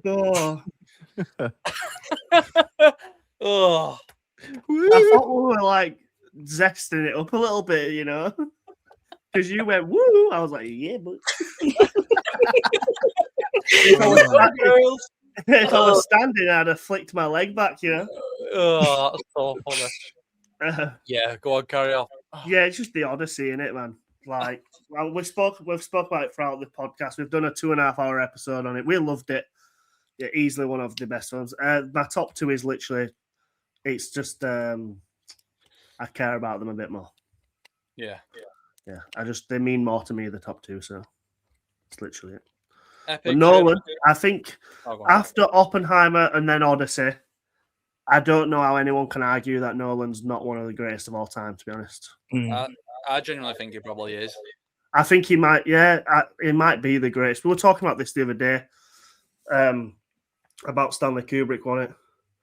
And Yeah, we how, had a like, conversation about like the lower Stanley end of Kubrick's got like multiple films, and I know some of them are short, but some of them are like 60 minutes, 66 minutes, that are like Letterboxd average at like 2.1, mate. Yeah. And they're classed as feature films. So Yeah. when people say Kubrick don't miss, I don't know about that one, fella. I think he might be my goat. Yeah. Epicz, you're number 3. Before we move on, there's Eccy echoing. Someone's echoing, yeah. Is it me? Yeah, it might be. Hello. Hello? Hello. Hello? No one's Exactly. echoing. Okay, No one's echoing. No one's echoing for me. Epicz, you're number 3. My number 3, we talked about it already. Train Dreams, phenomenal. Oh, lovely. My cinema does the limited release, like you mentioned earlier. So, like, I've seen Frankenstein, I've seen Wake Up Dead Man before it comes out on Netflix, and I'll say Train Dreams is probably the only one I didn't go and see, and it's probably the one I regret the most because watching on the TV doesn't do it justice. Was that me? That then? Fucking ice cream man's having a race. Because I live off the motorway, people like the backs and that. Go on, sorry. I was finished, to be honest. I think that might be one of the only time in like the 5 years that I've known you that I might actually respect you a little bit. So fair play to you. So my number 3 is The Odyssey. Luke's number 3 as well. So your number. Oh no, sorry, it's your number 3, isn't it? Yeah, sorry. Yeah, it's on 2 unit. Yeah, so my number 3, Odyssey. Kind of we've already discussed it. Like you said, we've got like a 2.5-hour episode on it, but I think we'll link it in the description. Go and check it out, lads. Yeah. I think just like obviously cinematography is fantastic, sound design's fantastic, acting, directing, plot, emotional, just one of the best experiences you can have.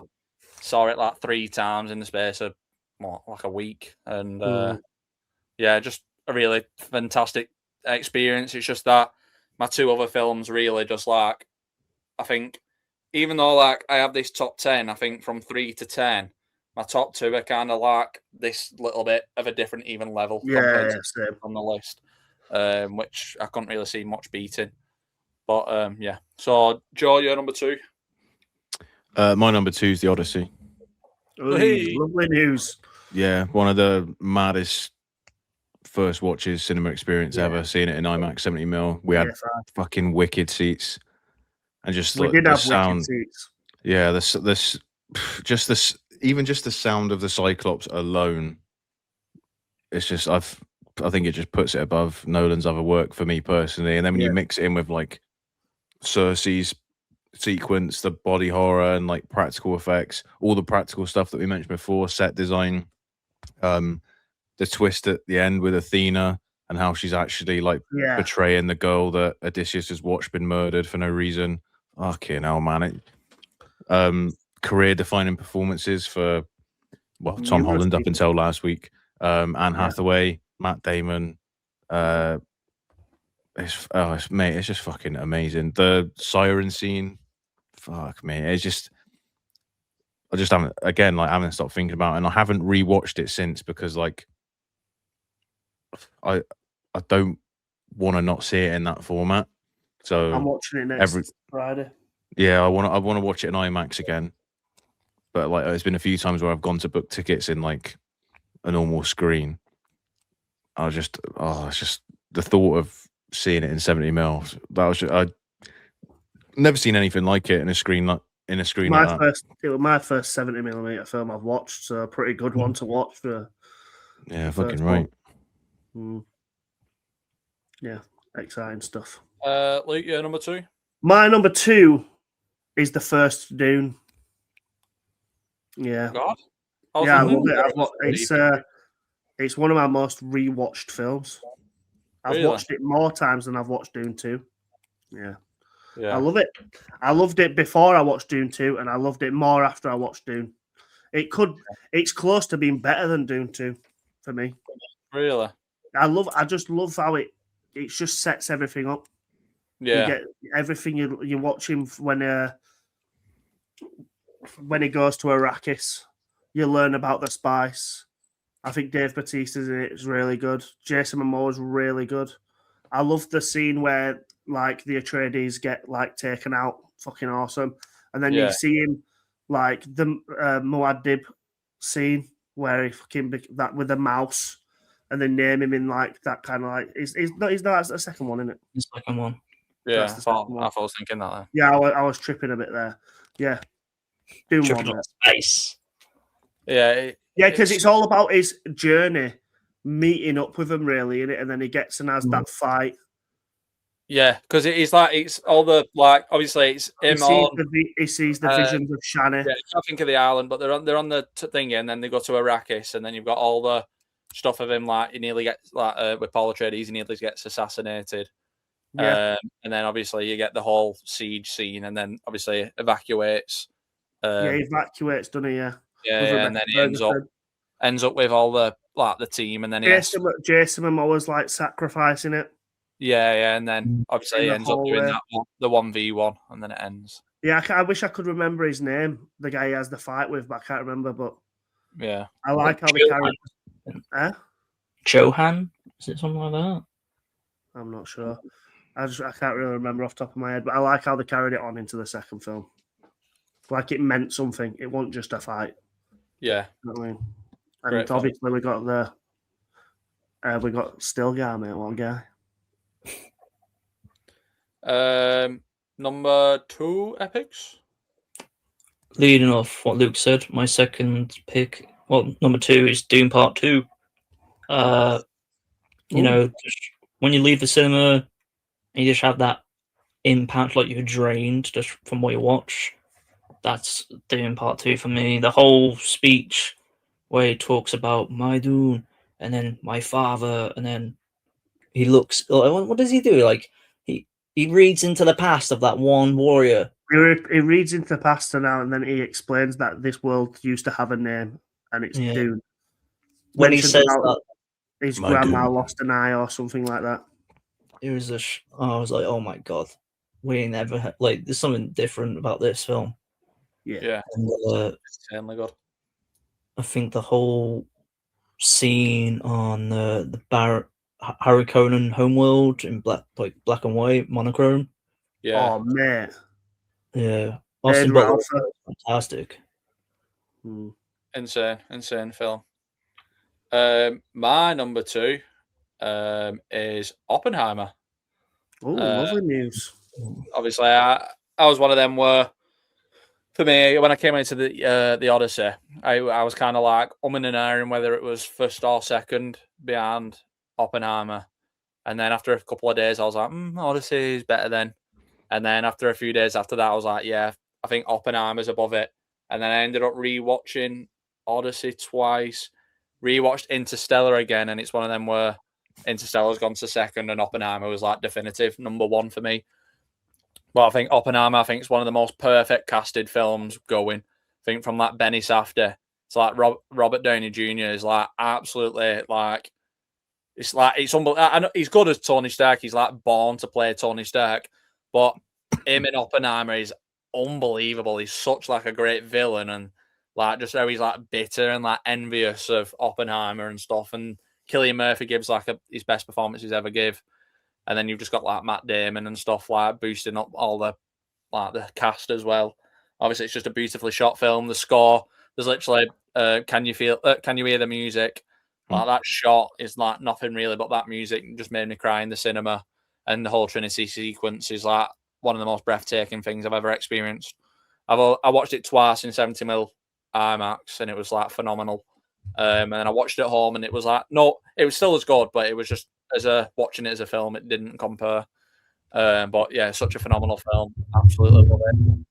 And before we get into everyone else's number 1s, we're going to talk about honourable mentions. So I've got everyone to basically write a list of 4 or 5 films which are honourable mentions, which sadly didn't make the top 10 but need talking about. So Joe, can we get all of your honourable mentions? It was on your list. Banshees was like right up there for me. Hitman, absolutely loved Hitman. Think it was like really highly rated for a lot of people, and then like really mid for quite a few. Ballad of Wallace Island, Nosferatu, Mighty Supreme, and then one that was literally like 10th and 11th kept switching. Better Man. Great shout. Think it's one of the best biopics ever. Probably like second to Oppenheimer biopic wise, but definitely the best musical biopic. And what we were speaking about earlier about like what you said about Iron Claw coming out of it in like floods of tears. I remember Leah's video of you walking out of the cinema where you're in the car park going crying I remember recording me doing that. We were the same. We walked out of it in silence. I'd been crying the whole way through it. We both got in the car, sat in the car in silence and looked at each other, and both of us just went we fucking cried our eyes out. It's just unbelievable. Like, it's a great film. You say to someone on a piece of paper like, oh, it's a film about Robbie Williams as a fucking CGI monkey, and it is incredible. It is such a good film. I think the Angels sequence is insane. Yeah, I think that music biopic, I think it's like, for me, I've got like Walk the Line, but I think like Better Man would be like second for me. But like you said, like the emotional side of it, just phenomenal. Like obviously, it's all about like his like his grandma and stuff like that. And obviously, I was really close to my grandma, and that's what really hit me in the cinema. And I remember like I was really, really, really trying to hold it in because it was one of them where, because I'm like very sensitive about that part of my life. I think I was like trying to hold it in because I knew it'd be bad when I cry. And then I remember as soon as we started walking out the cinema, I was like, I just burst out into tears. Obviously, like you seen the video, Leah recorded me. And then when we got in the car, I literally started driving. Leah was like, "You're gonna have to pull over," because I was literally in hysterics, like just thinking about it. And such a phenomenal experience. It's like really needs talking about more, and it's a shame because like people think, "Oh, he's not that big of an artist," when really he is. But signed the biggest recording deal of all time for a British artist that hadn't broken America. Like the whole American, side of it, isn't it? Where they're like, Yeah. I think It's he's like massive 18 mil. everywhere except America. Yeah. Luke, can we get your honorable mentions? You asked for 5. Unfortunately, I ain't got the facilities for that big man. So I've got 21. Can I read through them very quick? Yeah, just fly through them. Babylon, Banshees, Sinners, Challengers, Past Lives, Conclave, Poor Things, Obsession, Anora, Across the Spider-Verse, Killers of the Flower Moon, Furiosa, Godzilla -1, Society of the Snow, Mission Impossible, Final Reckoning, and Dead Reckoning, Sing Sing, I Swear, Boiling Point, Anatomy of a Fall, Nosferatu, and Holdovers. Yeah, I had They're my a honourable longer mentions. list, and there's some of them on there. I had Anora, Holdovers, Sinners, Kneecap. Yeah. Yeah, so I when I can't look through those films and pick a 5. Yeah, it is. To be honest, when It's I picked my 5, I tried. Picking a 5 out of that was harder than making my top 10 list. Yeah, for me, I was trying to pick, when I picked my 5, I was kind of picking ones what I didn't think would be in people's top 10s or wouldn't get mentioned in people's honourable mentions. But to be honest, even if all of my honourable mentions have been mentioned. You could throw Titan in there as well, maybe. Yeah. Epicz, your honourable mentions? I was the same as Luke. I think my top 7 in my list were like really solid, and everything else was just like could be anywhere. So I had like 10, and then I cut them down. So my honorable mentions, I got Oppenheimer, Banshees of Sharon, Top Gun Maverick, and a film surprise that not mentioned yet, Everything Everywhere All at Once. No, not for me. It's not close to my top 10, that, mate. It's I a good remember film, when but it came out, I yeah. think it's well overhyped. The amount of Oscars that won as well is mental, I think. I feel like I know you really loved it, Eccy, didn't you, at one point? You proper loved it. Yeah, when I first watched it, and then I think it was just because it was kind of fresh. Like it was kind It's of good. It's kind of like its own thing. It was like it was before like any like multiversal stuff, and like now we just had so much of it. But still a solid film. I got it as a 4.5. It's just it's not at the top of my 4.5s. No, I care more about the moment that Ki Kwan won the Oscar for it than the actual film. Yeah, Yeah. same. Do you know what I mean? Have you got any more Epicz? I just got it down to those 4. Yeah. But Babylon like was what close to being in my top 10. Luke listed a lot that I think would have been in my honorable mentions as well. My honourable mentions, and to be honest, there's only 2 what haven't been mentioned. I have The Iron Claw.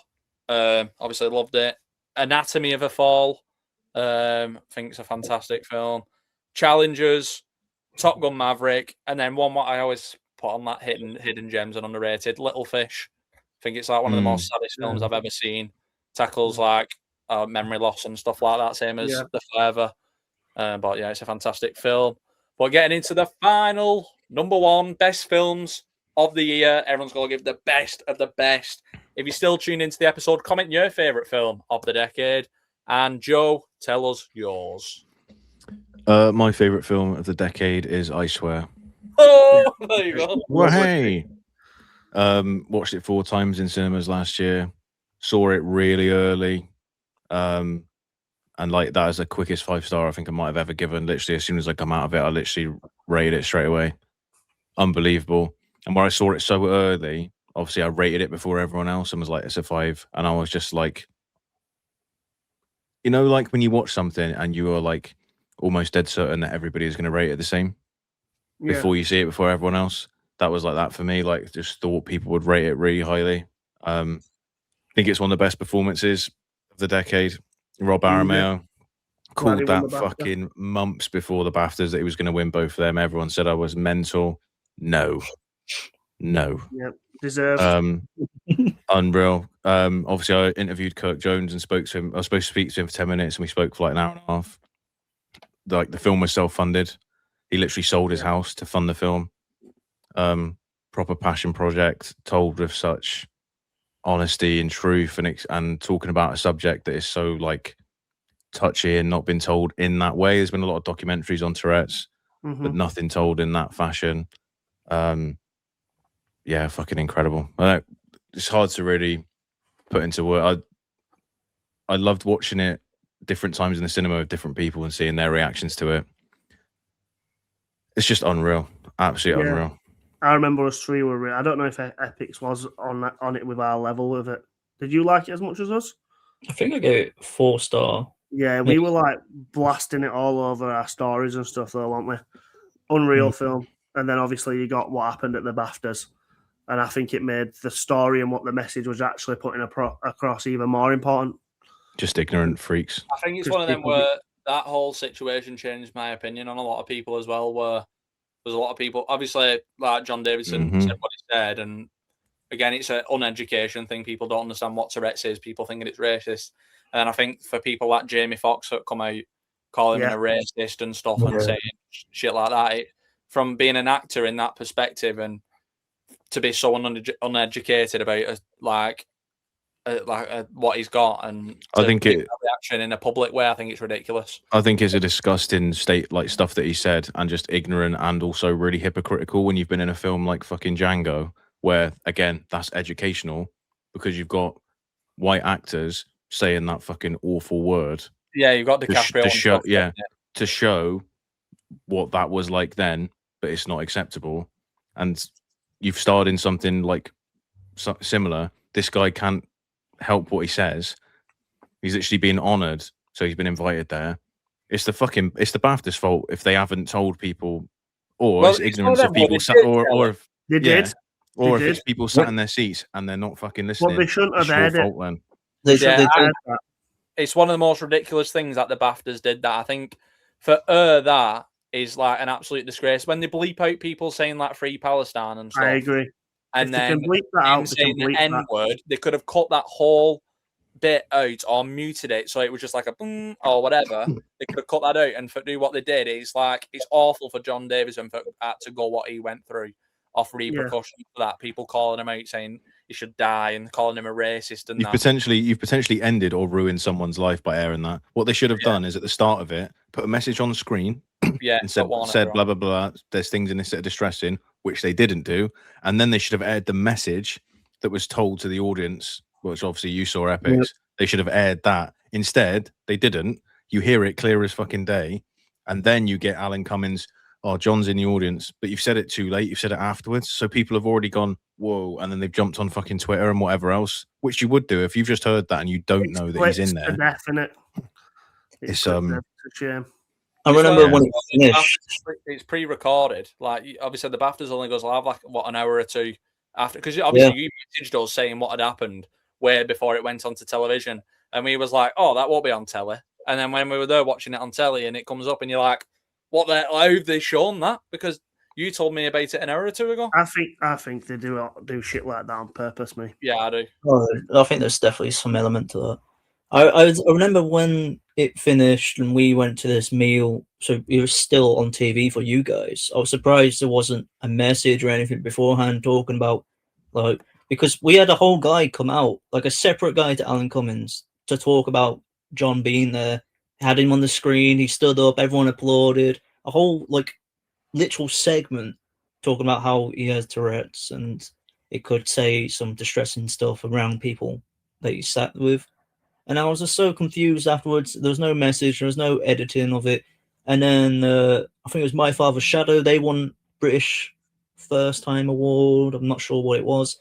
And then he talks about Palestine in his speech, and they just cut that bit out, or they cut the whole speech. It doesn't make sense to me. No, it's disgusting. Yep. It is disgusting, mate. But great film, great movie. Great movie. And I hope people didn't get put off by it because of the controversial stuff around the BAFTAs.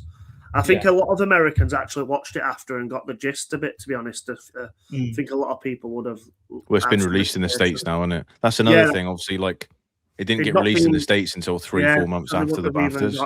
They wouldn't have even been able to understand. Yeah, I just think it's like, it's one of them where, especially like Americans and stuff, like not being like to the country or whatever, but they don't really know. I don't feel like they educate themselves broadly around stuff. Like, I don't feel like that many people know about Tourette's in America. Where, like, I remember in school and stuff, even like I remember like the Johnny Davidson stuff. Like, we've known for him all our lives, probably. Yeah, it's one of them where like the documentary, what he did, like we've quote, like even before that film got made, we used to do all the quotes and stuff from the TV show, which is funny. like your dog's got tets and like oil on the road and stuff like that. Yeah, And it's like it's funny, but it's one of them where it actually educated us, even though like we're laughing at the stuff they're saying. We understand, one, that they can't control it, and two, we know about what Tourette's is, because I think that was my first introduction to Tourette's. And then I feel the film just really broadened it, showed the emotional aspect, because obviously with Johnny Davidson, it like even his parents didn't understand it, and like he struggled in that way. And I think it's such an important film. So if you're watching the pod and haven't seen it, highly recommend you go and see it. Really important film. Yes, sir. I think my first time I saw Tourette's on screen was South Park, so probably not the best influence. Oh yeah, I remember that was. Can't remember. Pretends he has it. Yeah. Luke, can we get your number one? Yeah, I think everyone else, all three of you here, could have put every bit of money in your bank account on what my number one film of the decade would be, and that's Doom 2. Really? Yeah, literally one of my favorite films, one of the best films. That I think I've got it in my top 5 films ever made. I absolutely adore it. Nice poster, by the way, behind your head. Oh yeah, and yeah, it's just. Words couldn't describe how it made me feel, that film. Everything throughout it, the big action sequences, Fader Alpha is unreal. I have a figure of Fader Alpha upstairs where I absolutely love Austin Butler in that film. The whole speech at the end when he pulls out his father's dukelet singlet, whatever the fuck it's called, that ring. Yeah. And he talks the speech. Just out I like all the Bene Gesserit stuff as well. And the fucking end fight with Fader Alpha is insane. Looks mental. Yeah. As well. May thy knife chip and shatter. Yeah. I can't praise it enough. My number one, Obsession. Really? It just took me away. I think it was the easiest 5-star out of everything I've listed.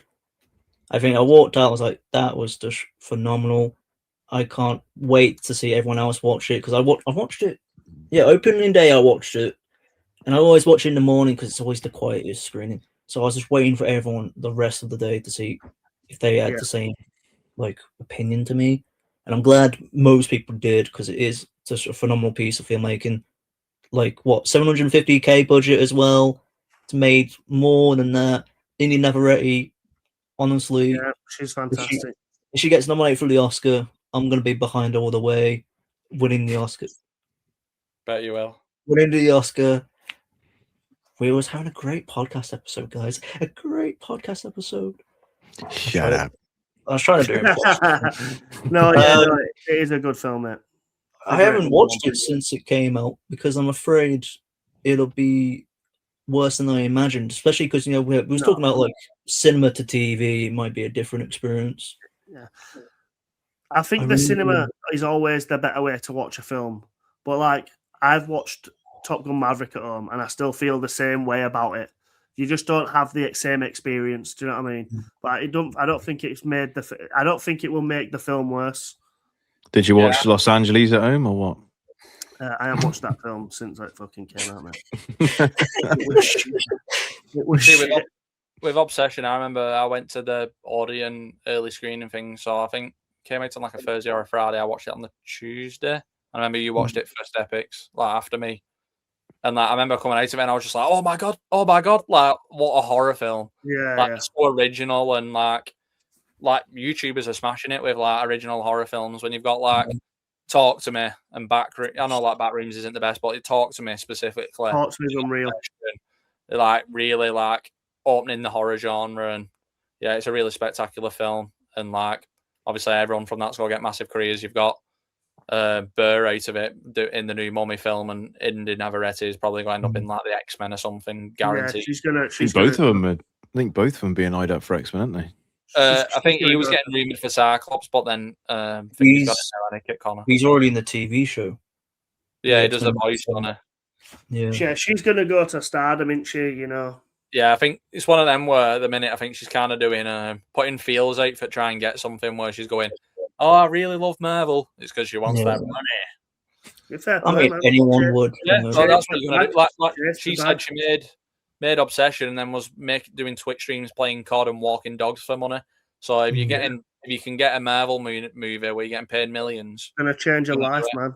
Yeah. If you're the hot topic right now, she's playing it smart because, Obsession's a great film. I don't think it's going to be one that everyone's going to be talking about for years and years and years. No, like the way it won't be talked about like Dune, for instance, unless I think you're in that horror like community. Yeah, I think horror lovers it'll be like a talk about. Yeah, for sure. But if she doesn't like capitalize on the fucking fame and popularity she's getting now, she might not get any big projects after that. You know what I mean? Yeah. So she might as well make the money. And like I seen people complaining about David Johnson, right? And becoming Black Panther, which is fucking mental. So people are like, because he's such a great actor, why would he go to the MCU? One, you're going to get the biggest paychecks you'll ever get. Let's not mess around. It's Ryan Coogler directing after fucking Sinners. And he's already said it's going to be in like a specific film format. Yeah. And David Johnson gets to represent being like Black Panther, which is very important to like the black community. So why the fuck would you not want to do that film? So fuck them guys. Yeah. Twitter warriors. So the last and final first place with me, and I don't know if anyone would have ever guessed it, but mine is Dune Part 2. Obviously, just phenomenal film. Like, great absolutely loved it. I just like we've spoke about Dune a lot, saying it's kind of like the Lord of the Rings of the next generation. And obviously, us being adults, obviously we've grown up with Lord of the Rings, where Dune's like our adulthood.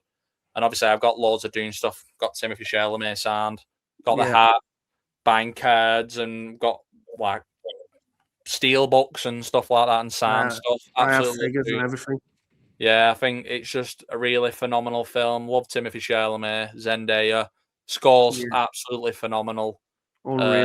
Just really is like a perfect film, and like obviously the stuff what's close to it. What I love, what I think Dune is just really leagues above anything. It's such an epic.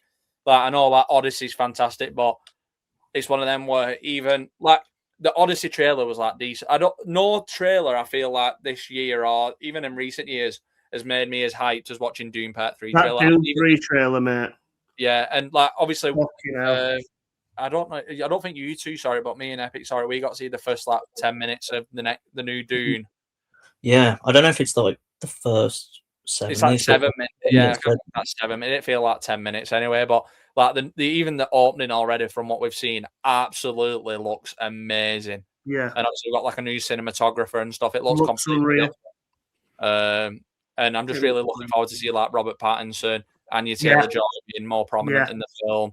And then obviously like getting this different arc of Paul Atreides in Dune Part 3 where he's kind of like Anakin Skywalker type thing. I know Dune's before Star Wars, but kind of like that Anakin Skywalker-esque where he's realising he's the villain.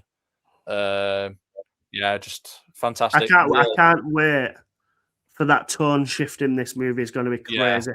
It's going to be completely different to the other two. Anya Taylor-Joy is going to be absolutely crackers in this film, Robert Pattinson, mate. It's going to be good. It's just I'm not afraid to say that if Dune 3 lands, I think I will care more about that trilogy than Lord of the Rings. Because Dune 1 and 2 mean that much to me, man. Yeah, I think it's one of them where like over the I've got Lord of the Rings there as well. No, I love Lord of the Rings. It is the greatest trilogy of all time. The only thing that's ever come close to it is the Before trilogy. But if Dune 3 lands, I'm not afraid to say that it's better. Yeah, if you've got Dune 3 giving me the same as Dune 2, it's like it is. It's hard. It's gonna be hard not to like. They're gonna be on like the more or less same level. I think the only thing that'll separate it is the fact that some people who have Lord of the Rings higher is because they grew up with it when they were younger and don't want to let go of it. It's the same as like things are there to be beaten. I think it's the same with like Spider-Man for us. Like where we say Tobey Maguire's trilogy, but like Tobey Maguire be the best. Even if I said like with Tom Holland making Spider-Man 2 and Spider-Man 3, said they was both 5 stars for whatever reason, they still won't come close to Tobey Maguire. And I think Lord of the Rings is kind of the same thing where we've all grown up with it. We've all got a massive love for it. And it's kind of like our first experiences with like falling in love with cinema, where it's hard for Dune to beat it. But I think it'd be one of them where for me it'd probably be on par. See, I don't know. Lord of the Rings. I wasn't Lord of the Rings as a child. I was Harry Potter. I've grown Yeah, I to was Star love Wars. I've grown to love Lord of the Rings as I've grown older. Lord of the Rings was my brother's trilogy. Really? You know what I mean? I was like fucking 3-4 years old when it came out. Yeah, I don't think I watched Lord of the Rings until I was like 14. Really? That's And then what I mean. I enjoyed it more. Still And growing up then with it. I hung around. I with was more people Star Wars. who loved it as well. I loved it even more once I like. Yeah, you taught grow, you people. get because you can appreciate things better as an adult Mm. than like when you're like fucking 12, 13, I think. I remember, like, for me with Lord of the Rings, like obviously, like the first film I ever got taken to the cinema, obviously I was like a baby, so I didn't have a clue. But my first film was Fellowship of the Ring. I was 1. But obviously I don't remember it. But like I remember like Christmas. Yeah, I don't know why mum, dad, but like for me, my mum, dad are massive on Lord of the Rings. Like my mum's read all the books, Yeah. and like for me, I had like the DVDs. So I've still got them, like the original ones, what they had. But I remember like around about Christmas time every year. I remember like over the weekend, I've actually still never seen the theatrical versions of Lord of the Rings. I've only seen the extended version. I've seen both. Yeah. So like with me, like every like Christmas time, we'd watch like all 3 of them over like the weekend, like Saturday and Sunday. And I remember being like a kid, like I'm talking like 5 or 6. And even though I didn't appreciate it, I still seen it. And as I got older and older and older, I loved it more. And then I remember from being about maybe like 15 till like 18, 19, when I got with Leah and showed Leah them, I didn't appreciate them proper until like I was an adult, like I showed them to Leah. And I remember like Leah was absolutely like astounded by it. Like with like Harry Potter and stuff, my mum and dad were really into them. I went watching them on my own, or my grandma took me. Yeah. And same with Star Wars as well. I've always just watched Star Wars on my own. But like Lord of the Rings, I think it's just like phenomenal. But Dune, different gravy. I just think because Dune's come out in such a fast rate as we're older, and it's just been hit after hit for me. Because I know you're not as high on Dune 1, Joe, but I fucking love it. I think it's a great film. I think the second one's one of the best films I've ever seen in my life. If Dune 3 lands, it's going to be fucking... It's going to be one of the hardest decisions I ever have to make in my life, I think, on which one I prefer. Yeah. Right. I love Dune so much. Proper Dune. And Underage Boys. Yeah, well, I like them both then, you know what I mean? Right. So that is the end of this. I'd let, if it was like watch Dune or save a school bus full of kids, I'm watching Dune, fuck them. I'm not bothered. What do you think of that? Don't blame you. Yeah. Dune's peak, innit? Wait, did you say you'd watch Dune then fuck him?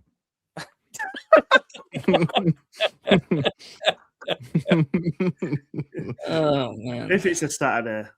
What did Epicz say? Watch a school bus full of kids instead of Dune? What?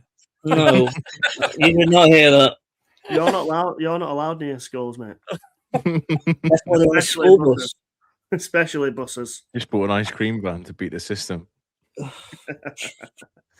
know what, Eccy? I'm surprised you didn't mention Sinners on your top 10. I've not got it as a 5-star. Oh, with the amount of times you've watched it as well. And I've watched it 6 or 7 times. But it's one of them where there's a few films that I have at a 4. I don't have Top Gun Maverick at a 5-star, but I've seen that 5 or 6 times. There's some films I think, for me, I have a lot of rewatchability, but it's one of them where if I compare them to a 5-star, I prefer like them films. It's like sentimental value. I've had a 5-star I've only seen once, but I think it's a better film than Sinners, even though I've watched Sinners 6 times. Yeah, so, like, I'm a bit weird with stuff. It's like same with like comedies and stuff. Like I think I watched like Dodgeball like 6 times in the last 2 years, but like there's films what I'd have above it. Comedy-wise. Necessary.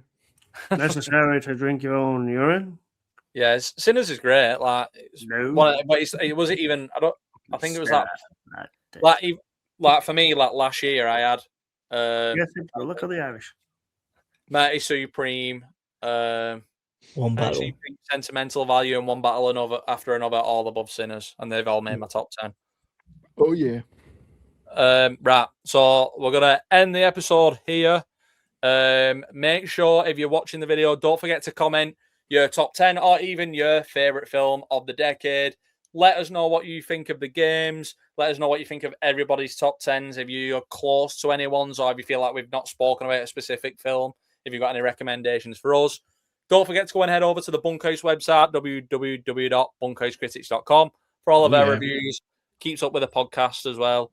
If you're not already, subscribe on YouTube, like the video, comment like I've already said. Go and head over to Spotify, give us a 5-star rating. If you're listening, don't forget to go ahead and give us a follow. And thank you for tuning in every week. We'll see you next Wednesday. And I don't have a clue what we're talking about, but we'll see you next Wednesday. And goodbye. Goodbye.